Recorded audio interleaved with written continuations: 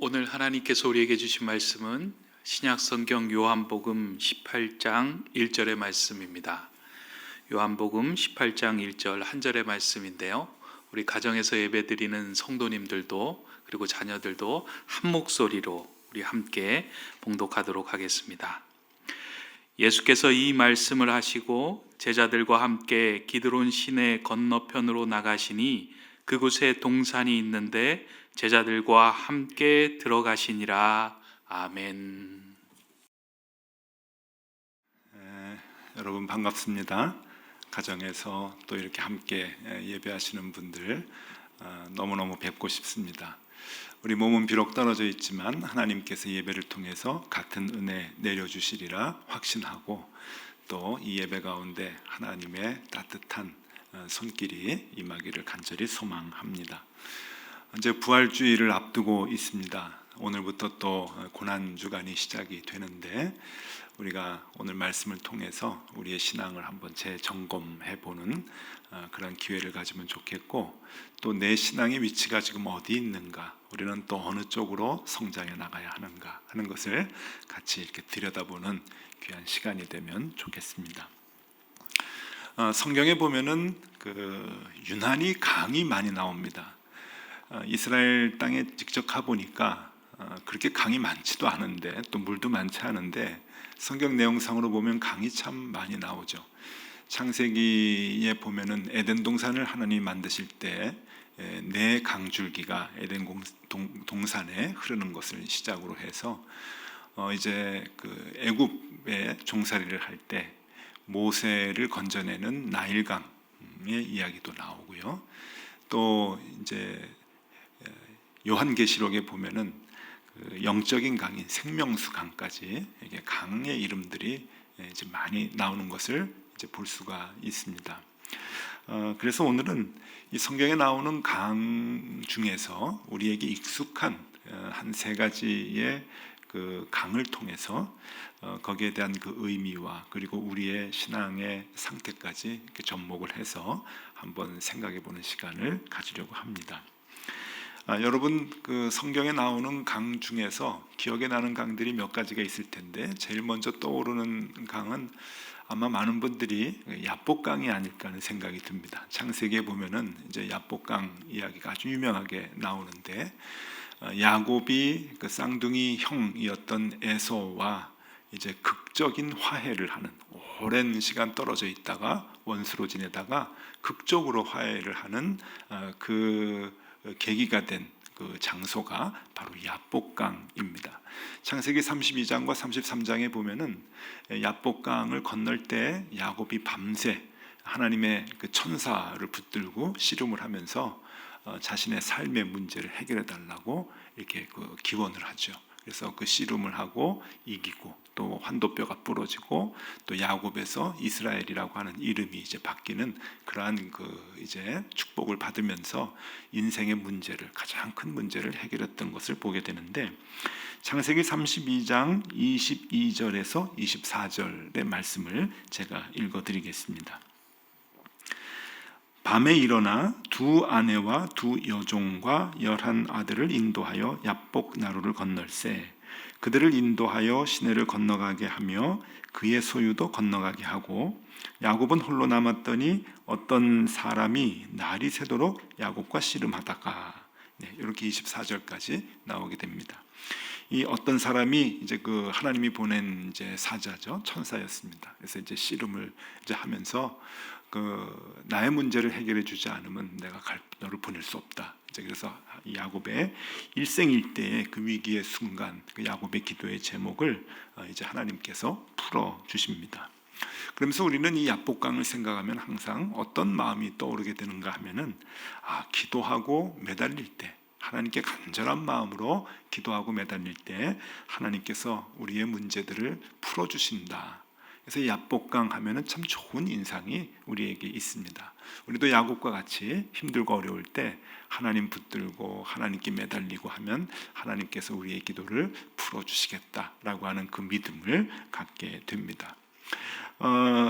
이 야복강이라고 하는 것은요, 이제 성경에도 보면은 이제 야복 이제 시내라고도 이제 표현을 해주고 있는데, 사실 그 야복강을 지금 가 보면은 이 정말 시냇물 같습니다. 누가 얘기해주지 않으면 이게 야복강인가라고 생각할 정도로 한번 그 사진을 좀 보여드릴게요. 야복강 한번 같이 가보시죠.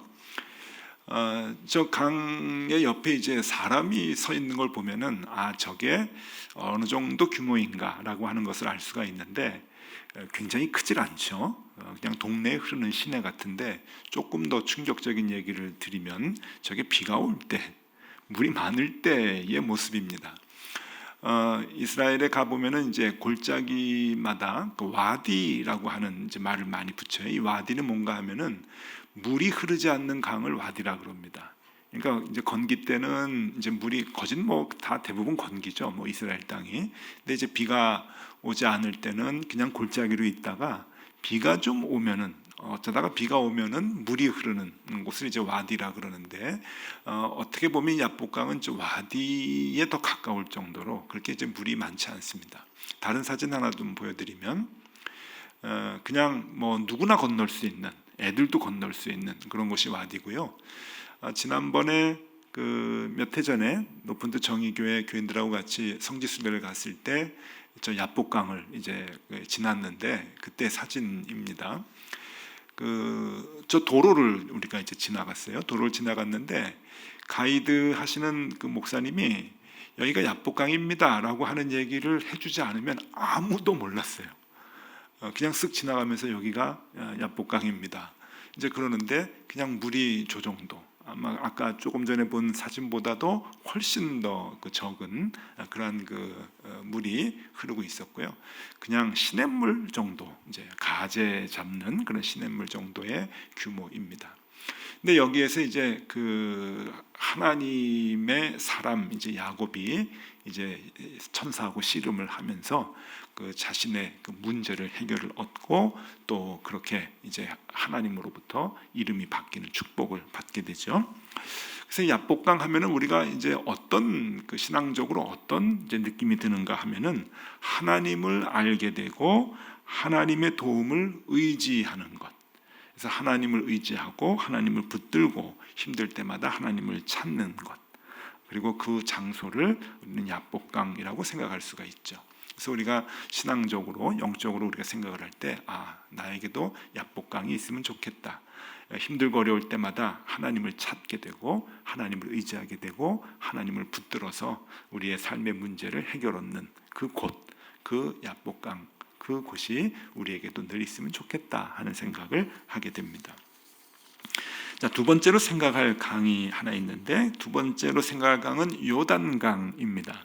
이 요단강은 그 이스라엘의 많은 강이 나오는데, 우리가 생각할 때 정말 강다운 강입니다. 강 같은 강, 유일하게 이 요단강이라고 볼 수가 있는데, 이 요단이라고 하는 것은 단으로부터 흐른다라고 하는 뜻이에요. 그래서 북쪽에서부터 밑에 이제 사해까지 이제 그 요단강이 흐르게 되는데, 우리는 갈릴리에서 사해까지 흐른다고 생각하지만 갈릴리 호수보다 더 위쪽, 이 단이라고 하는 곳에서부터 물줄기가 이제 시작이 됩니다.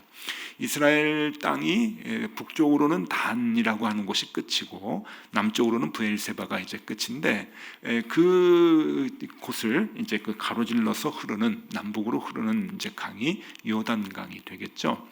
근데 이 그 요단강은 우리가 제일 먼저 생각을 할 때 요단강 하면은 예수님께서 세례를 받으신 곳으로 그렇게 생각을 합니다.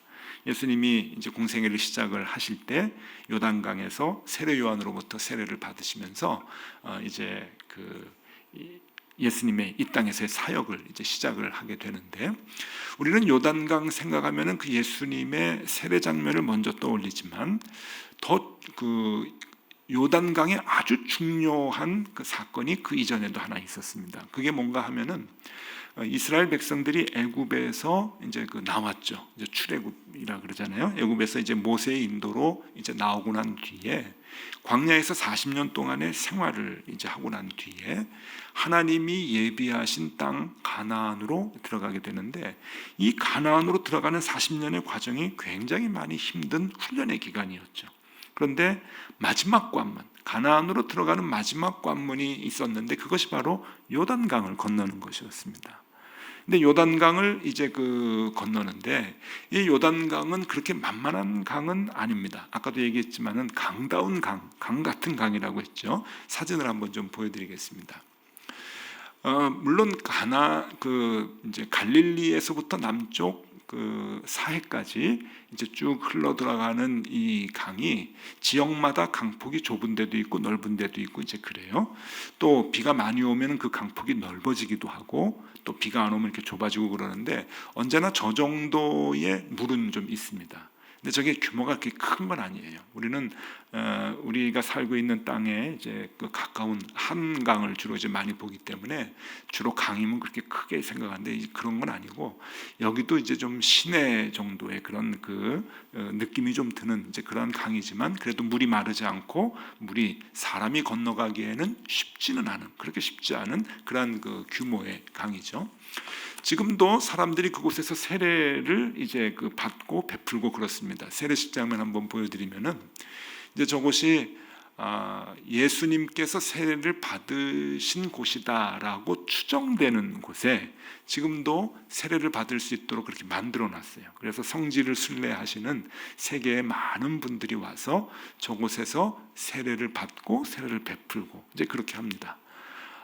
이런 생각을 해봤어요. 한번 세례를 받을 때 예수님이 세례 받으셨던 요단강에서 세례를 받으면 얼마나 좋을까 하는 그 생각을 했는데 그런 마음을 갖고 성지순례를 와서 이렇게 세례를 받는 분들이 꽤 계십니다. 저기 가운데 이제 펜스를 쳐놨잖아요. 물 가운데 펜스를 쳐놓은 것은 절이 들어가면은 빠지니까 위험합니다라고 하는 의미가 아니고 저게 국경입니다. 그래서 저 건너편이 요르단이고 지금 세례를 받는 쪽이 이제 이스라엘이고 이제 그래요. 그러니까 저 요단강을 건너가는 것이 참 이렇게 그렇게 어렵지도 않고 또 맨몸으로 건너기에는 조금 벅차고 하는 이제 그런 상황이죠. 자, 근데 다시 옛날로 돌아가 가지고 이스라엘 백성들이 하나님이 준비하신 땅 가나안으로 들어가는 마지막 관문이 요단강인 거예요. 근데 요단강은 우습겠죠. 왜냐하면 이스라엘 백성들은 이미 경험이 있어요. 홍해가 갈라진 경험이 있는 거예요. 그런데도 백성들이 저것을 건너가는 건 또 이제 걱정이 생기는 거죠. 그럴 때 이제 제사장들이 법궤를 메고 제일 먼저 들어갑니다. 그래서 발이 요단강에 딱 닿을 때 요단강 물이 마르게 되죠. 그리고 그 마르게 될 때 백성들이 다 이제 가나안 땅으로 건너가게 됩니다. 그 장면이 여호수아 3장 17절에 나오는데요. 제가 읽어드리겠습니다. 여호와의 언약궤를 맨 제사장들은 요단 가운데 마른 땅에 굳게 섰고 그 모든 백성이 요단을 건너가기를 마칠 때까지 모든 이스라엘은 그 마른 땅으로 건너갔더라. 그러니까 물이 있었지만은 물이 다 마른 거예요. 그래서 그 마른 땅으로 이스라엘 백성들이 안전하게 다 건너가게 됐다라고 하는데 여기에 상징적인 의미가 있습니다. 그것은 맨 앞에 법궤가 들어갔다는 거예요. 그리고 그 법궤가 이스라엘 백성이 다 들어가기까지 그 가운데 있어서 마른 땅으로 만들어준 거죠. 이건 상징적인 의미가 있는 거예요. 가나안 땅이라고 하는 것은 어떤 곳인가 하면은 하나님의 법이 통치하는 곳입니다. 하나님의 나라죠. 그래서 하나님은 이스라엘 백성을 가나안 땅으로 인도하셔서 그곳에서 살게 할 때 너희는 하나님의 말씀이 지배하는 곳에서 살아라 라고 하시는 거예요.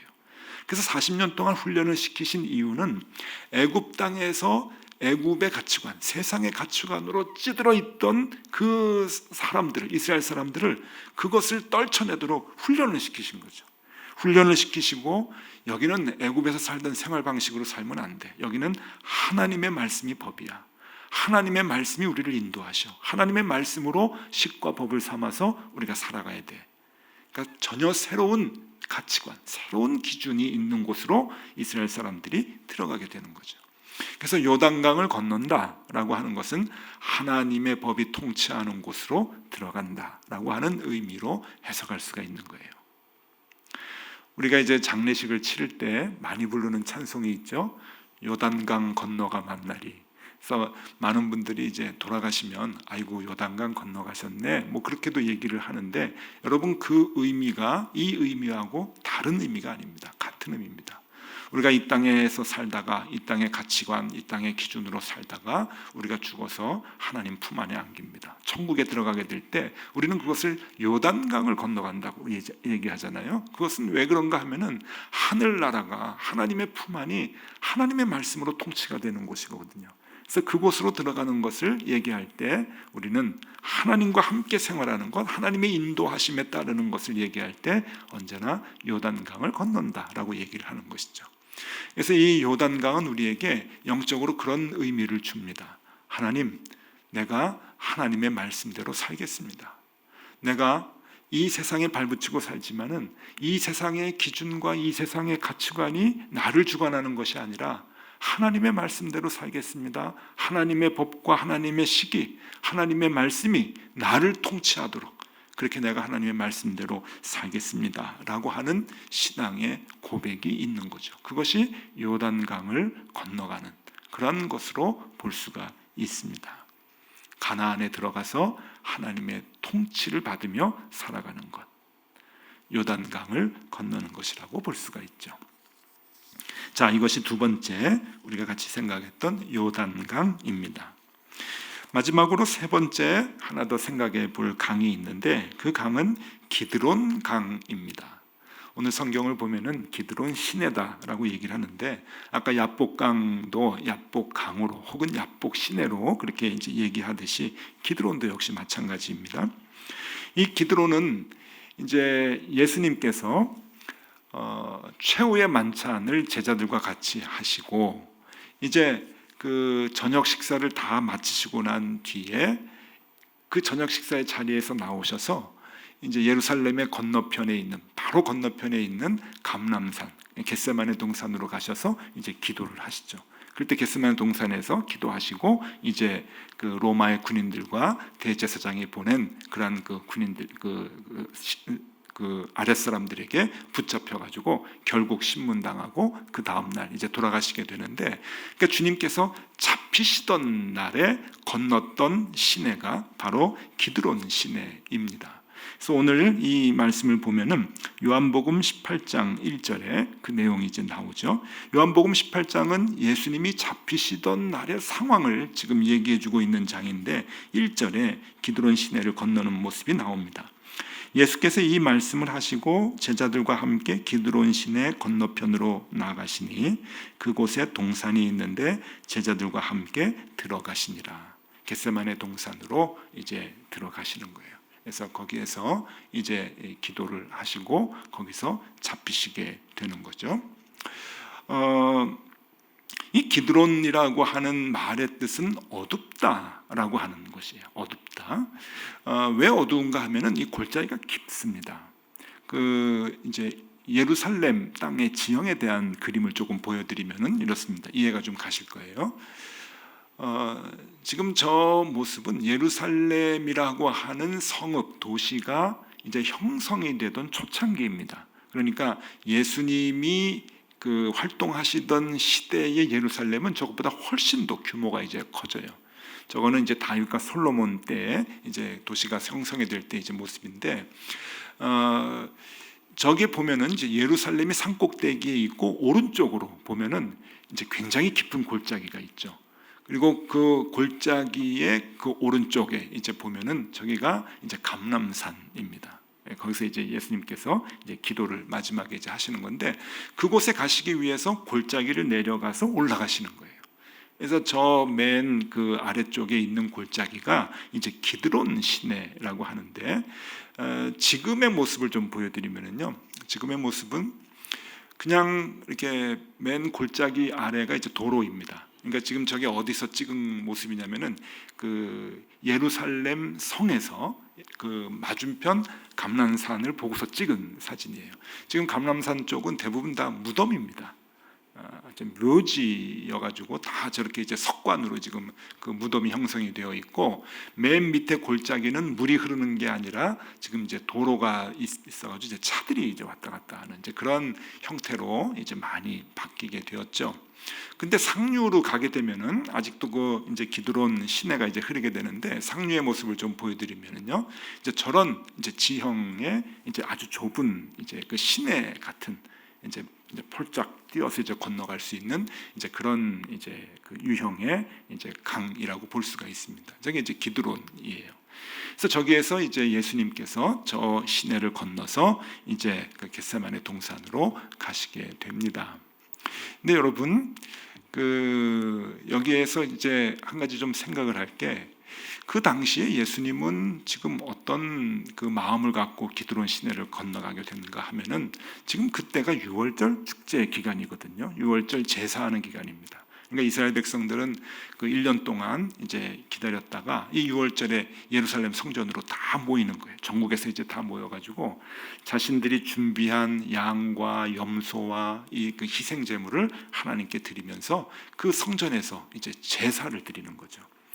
그런데 이 제사를 드리는 인파와 제사 드리는 횟수가 너무 많아가지고 아주 복잡한 때가 바로 유월절 때입니다. 그래서 이 유월절 절기에 예수님께서 이제 예루살렘에서 나와가지고 감난산으로 넘어가시기 위해서 이제 기드론 시내를 이제 건너게 되는데, 그 시내는 보통 때하고 조금 다른 거예요. 그냥 물이 흐르는 것이 아니라 예루살렘 성전에서 이제 제사를 드리는 그 희생제물, 그러니까 양과 소 이런 것들 이렇게 잡을 때 그 피를 다 이제 뿌리잖아요. 성전에 뿌리고 이제 성막에 뿌리고 그러는데, 그 성전에 뿌리는 그 피들을 이제 기드론 시내로 흘려보냅니다. 그러니까 이 시내가 이제 보통 물이 흐르는 게 아니라 핏물이 이제 흐르는 거예요. 그 유월절 제사의 모습이 지금도 남아 있는 곳이 있습니다. 사마리아 지역에서 해요. 예루살렘에서는 뭐 이제 워낙 이제 도시가 현대화되어 있어가지고 이거 못하고, 사마리아 지역에서 유대인들이 유월절 축제를 보내면서 지금도 양과 소를 잡는 그러한 그 이제 제사를 이제 시연을 하는데, 해마다 한 번씩 합니다. 그 모습을 좀 보여드릴게요. 사마리아 지역에서 이제 유대인들이 모입니다. 양을 끌고 오고 염소를 끌고 와가지고 하나님께 제사를 드리고, 그리고 그 고기를 함께 나누어서 축제와 같이 이제 즐기는 그런 그 유월절 축제 기간이에요. 그림신산 근처에서 이제 저걸 하는데, 다른 사진을 보면은요, 이제 양을 잡는 거예요. 양을 잡고 또 이제 이제 고기를 나누고 그러는데, 그냥 저렇게만 봐도 몇 명이 한 10댓마리 정도의 양만 가져와도 굉장히 복잡한데, 지금 이게 요즘에 하는 축제의 모습이거든요. 그러니까 규모가 옛날에 비해서 훨씬 더 작습니다. 그런데도 다른 사진 한번 보여드리면은 엄청 많아요. 그러니까 우리가 조금 상상을 해볼 필요가 있어요. 예루살렘 성전의 그 넓은 뜰에서 도대체 얼마나 많은 사람들이 모여서 얼마나 많은 제사를 드렸을까? 요세푸스라고 하는 유대인 그 역사 기술가가 있어요. 역사가가 있는데, 예수님 당시보다 조금 한 20-30년 뒤에 이제 그 활동했던 분이에요. 이분의 기록을 보면은 유월절 기간 동안에, 한 주죠. 유월절 기간 동안에 하나님께 드려진 그 양과 염소가 25만 마리라고 합니다. 25만 마리, 일주일 동안 제사를 하는, 25만 번 제사를 치르는 거예요. 그러면 여러분, 이게 뭐 도대체 상상이 안 가는 거죠.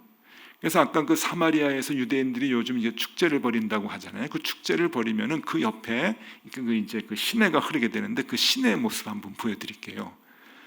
이렇게 이제 변하는 거예요.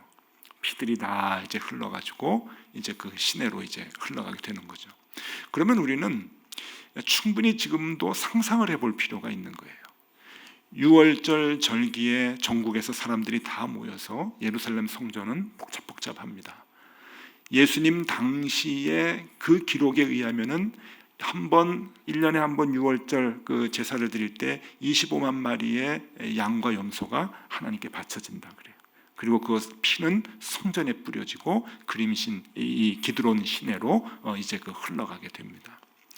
예수님이 성전에서 나와서, 예루살렘에서 나와서 감람산으로 넘어가실 때 기드론 시내를 건너게 될 때, 여러분 그때 그 기드론에 흐르던 물이 무슨 색깔이었을까? 그건 상상이 가는 거예요.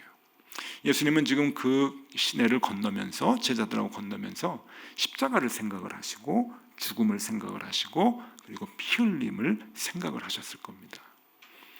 그러니까 이 기드론 시내라고 하는 것은 어둡다라고 하는 말의 뜻이 있지만 그것은 예수님의 모습 자체를 상징하는 뜻이 아닐까 생각이 들어요. 낮아지고 더 내려가고 피 흘리고 죽으심을 당하는, 고난 당하시는 그 어린 양의 모습. 그래서 그 피 흘리는 이 기드론 시내를 지나서 예수님은 기도하시다가 그날 밤 잡히시고, 그리고 그 다음 날 십자가에 같은 모습으로 피를 흘리시게 됩니다. 성경에 보면은 이 기드론 시내를 거룩한 곳이라고 명령을 합니다. 왜냐하면은 이 예루살렘 성전에서 제사를 드릴 때 그 피가 흘러서 그 핏물이 흘러가는 곳을 얘기를 하면서 거룩한 곳이라고 얘기하는데, 예레미야 31장 40절 말씀에 나옵니다. 제가 읽어드리겠습니다. 제사를 드리고 난 뒤에 그런 모습이에요. 시체와 재의 모든 골짜기와 기드론 시내에 이르는 모든 고지, 곧 동쪽 마문의 모퉁이에 이르기까지 여호와의 거룩한 곳이니라. 영원히 다시는 뽑거나 전복하지 못할 것이니라. 예루살렘의 성전이 다시는 훼손되지 못할 것이다 라고 하는 예레미야 선지자의 예언을 이제 보면서 그 예언 속에 이 기드론 시내가 여호와의 거룩한 곳이다 라고 하는 것을 얘기해 주는 것이죠. 왜 거룩할까? 희생이 있기 때문이죠. 피 흘림이 있기 때문이죠. 하나님 앞에 드려지는 희생, 그래서 그 희생을 위해서 피를 흘리고 그리고 십자가를 지는 그러한 그 모습들이 그곳을 거룩한 곳으로 만들게 된다고 하는 겁니다. 그래서 이 기드론 시내를 보면은 우리에게 영적인 교훈을 주게 되죠. 죽음의 길, 희생의 길, 그것을 통해서, 십자가의 길을 통해서 많은 생명을 살리는 것, 그것이 십자가의 길이고 주님 쫓아가는 길일 텐데 그 길을 우리가 갈 수 있으면 좋겠다라고 하는 그 마음을 갖게 됩니다. 자, 우리가 오늘 짧은 시간이지만 이 세 강에 대한 이야기를 같이 나눴습니다. 야복강이 뭘까? 내가 힘들고 어려울 때 하나님을 찾는 곳입니다. 두 번째, 요단강은 무엇일까? 하나님을 그냥 찾는 것이 아니고, 힘들 때 하나님 의지하는 것이 아니라 하나님, 내 삶 전체를 하나님의 말씀 속에 두겠습니다. 내가 하나님의 통치 가운데 살아가겠습니다. 하나님이 인도하시는 대로 내가 이끌림을 받아 살겠습니다 라고 하는 의미로 해석할 수가 있겠죠. 그리고 마지막 세 번째, 기드론. 이 기드론은 피 흘리는 겁니다. 그냥 하나님의 말씀대로 살겠습니다가 아니고 하나님의 가치관, 말씀의 가치관, 말씀의 통치로 내가 인도함 받아 살겠습니다라고 하는 게 아니라 한 단계 더 나아가서 내가 희생하고 피 흘리고 십자가를 짐으로 내 주변에 있는 사람들을 살리겠습니다 라고 하는 그 다짐을 하는 것, 그것이 기드론 시내의 신앙 고백이 아닐까 여겨집니다. 자, 우리가 오늘 한번 스스로 질문을 해봤으면 좋겠어요. 나는 지금 어디에 있을까? 내가 건너고 있는 강은 지금 어느 강일까? 야복강일까? 요단강일까? 아니면 기드론 시내일까? 우리가 한번 우리의 신앙을 한번 재점검해 보면 좋겠다고 생각합니다. 물론 주님이 우리에게 원하시는 것은 함께 기드론 시내를 건너는 것이겠지요. 그러나 여러분, 우리가 한 번의 예배로, 한 번의 회심으로 어떻게 우리가 주님을 쫓아서 희생의 길까지 쫓아갈 수 있겠습니까? 그러면 참 좋겠지만 사실 쉽지는 않습니다. 여러분, 저도 기드론 시내는 잘 못 건너고 있거든요.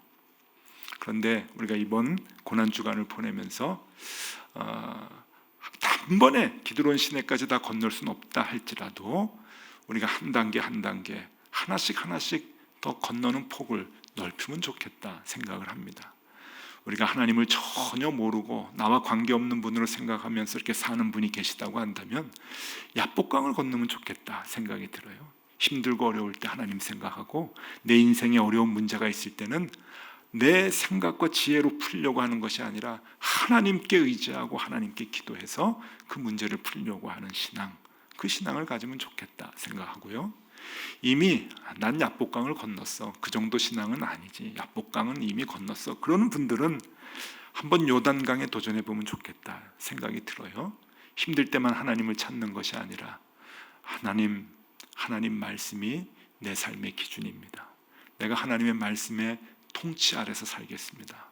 하나님 인도하심에 내 삶을 맡기겠습니다 라고 하는 그러한 그 요단강의 신앙을 가지면 좋겠다 생각을 합니다.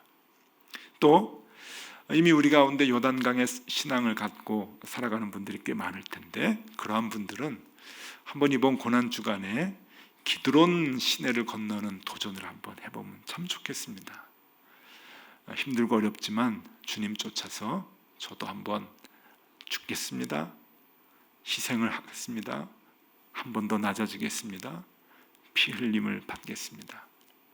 그럴 때 내 주변에 있는 우리 공동체가 살아난다고 한다면, 우리 가족이 살아난다고 한다면 주님 가신 그 길을, 그 기드론 시내를 건너신 그 길을 나도 기꺼이 건너겠습니다 하는 그 마음을 가지면 좋겠습니다. 이렇게 이번 고난주간을 보내면서 한 단계 한 단계 우리의 신앙이 더 깊어져서 주님께 다가가는 우리의 모습이 되면 참 좋겠습니다.